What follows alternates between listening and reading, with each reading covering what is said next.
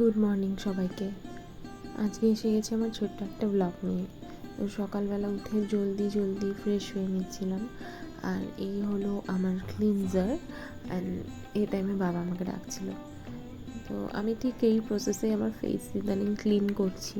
And এসেই আমার প্রথম কাজ হয় আমার রুমের জানলা খোলা অ্যান্ড চারপাশে দেখা। আজকে সেরম বিসি কোনো ডে ছিল না। আজকে জাস্ট জেনারেল ডের মানে ইউজুয়াল যেরম হয়, ঘরে থাকি না হয় দোকানে যাই, জিম যাই, এরম ছিল। কোনো বুকিং বা স্টুডিওর কোনো কাজ আমার ছিল না, কোনো শ্যুট ছিল না। ব্রেকফাস্ট করে দোকানে চলে গেছিলাম। আর সকালের টাইমটা এত ঘুম পেয়ে যায় আমার দোকানে বসতে বসতে। তারপর এখানে আমি নিজের ভাবছিলাম ব্লগ করছি যখন, নিজের ফেস তো একটু নিতেই হবে, না হয় কেমন লাগে। আর এই দুপুরবেলা বাড়ি ফিরতেই দেখি আমার সোনা বাবা উপর থেকে তাকিয়ে আছে। যত বয়স হচ্ছে তত শান্ত হয়ে যাচ্ছে, কোনো রিয়াকশন নেই। বাইরে থেকে এসেছি, এসে চটপট লাঞ্চ করে আজকে এমন ঘুম দিয়েছি, আজকের মতন ঘুম আমার জন্মে হয়নি। এখন জানি না আমার রাতে ঘুম।